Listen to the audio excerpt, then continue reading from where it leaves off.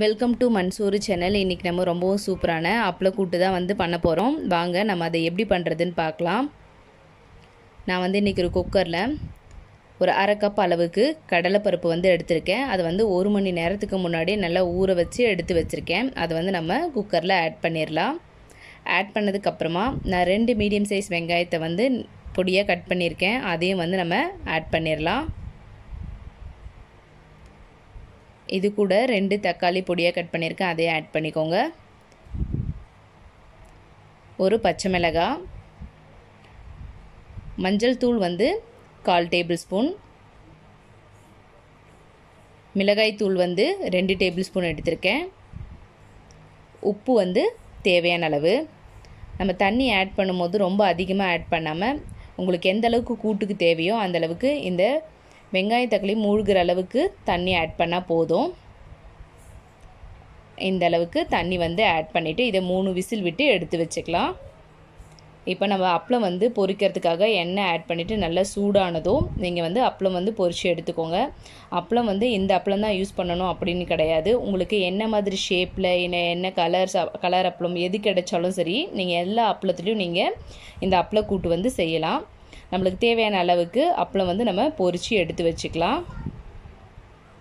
எண்ணெய் நல்லா சூடானதுக்கப்புறம் அப்பளம் போட்டு எடுக்கும்போது உங்களுக்கு சீக்கிரமாக பொரிஞ்சு வந்துடும். ரொம்ப கருகிற மாதிரி இருக்காது. நம்மளுக்கு தேவையான அளவு அப்பளம் ரெடி ஆகிடுச்சு.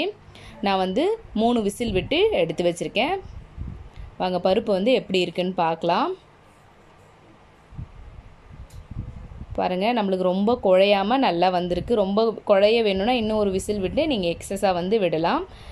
நம்ம கூட்டு வைக்கிறதுனால நான் ரொம்ப குழையாமல் 2 விசிலோட ஸ்டாப் பண்ணி எடுத்திருக்கேன். இப்போ ஒரு பேனில் நம்ம தாளிக்கிறதுக்கு ரெடி பண்ணிக்கலாம். இதில் ஒரு 3 டேபிள் ஸ்பூன் அளவுக்கு எண்ணெய் ஆட் பண்ணிடலாம். எண்ணெய் நல்லா சூடாகட்டும். இதில் 1/4 டேபிள் ஸ்பூன் அளவுக்கு கடுகு ஆட் பண்ணிடுங்க. இப்போ இது கூட 1/4 டேபிள் ஸ்பூன் அளவுக்கு சோம்பு ஆட் பண்ணிக்கலாம். ரெண்டும் நல்லா பொரிஞ்சு வரட்டும். நல்லா பொரிஞ்சதுக்கப்புறமா இதில் ஒரு 5-6 பல் பூண்டு நான் தட்டி எடுத்திருக்கேன். அதையும் நீங்கள் இதில் ஆட் பண்ணிக்கோங்க. இல்லை பூண்டு இந்த ஸ்டேஜில் சேர்க்கலான்னு நீங்கள் குக்கர் விசில் வைக்கும் போது அதிலே ஆட் பண்ணிடலாம். இதில் 1/4 டேபிள் ஸ்பூன் அளவுக்கு பெருங்காயத்தூள். கண்டிப்பாக பெருங்காயத்தூள் ஆட் பண்ணுங்கள். ஏன்னா பருப்பு வகை செய்கிறதுனால நீங்கள் பெருங்காயத்தூள் ஆட் பண்ணிங்கன்னா உடம்புக்கு ரொம்ப நல்லது.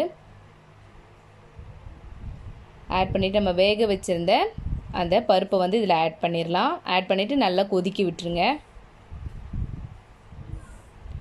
உங்களுக்கு எந்த அளவுக்கு கூட்டு வேணுமோ அந்த அளவுக்கு நீங்கள் தண்ணி சுண்டி வர வரைக்கும் வெயிட் பண்ணலாம். நல்லா கொதி வந்ததுக்கப்புறமா இப்போ இதில் கொஞ்சமாக கருவேப்பிலை கொத்தமல்லி ஆட் பண்ணிக்கலாம். நம்ம இந்த ஸ்டேஜில் ஆட் பண்ணும்போது அதோடய வாசம் நம்மளுக்கு ரொம்ப சூப்பராக இருக்கும், டேஸ்ட்டாகவும் இருக்கும்.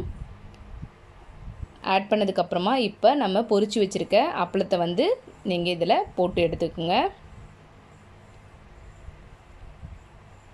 இன்னும் சின்ன சின்னதாக ரொம்ப நுறுக்கி போடுறதா இருந்தால் கூட அது மாதிரி போட்டுக்கலாம்.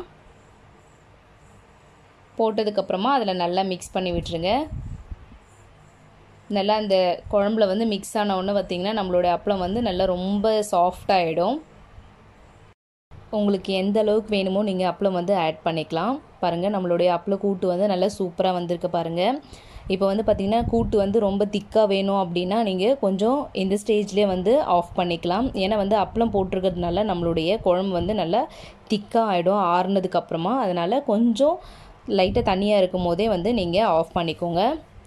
பாருங்கள், நம்மளுக்கு சூப்பரான அப்பள கூட்டு ரெடி ஆகிடுச்சு. இந்த ரெசிபி நீங்களும் உங்கள் வீட்டில் ட்ரை பண்ணி பாருங்கள். ட்ரை பண்ணி பார்த்துட்டு எப்படி இருக்குன்னு கமெண்ட் பண்ணுங்கள். உங்கள் ஃப்ரெண்ட்ஸ்க்கு ஷேர் பண்ணுங்கள். சப்ஸ்கிரைப் பண்ண மறந்துடாதீங்க. தேங்க்யூ.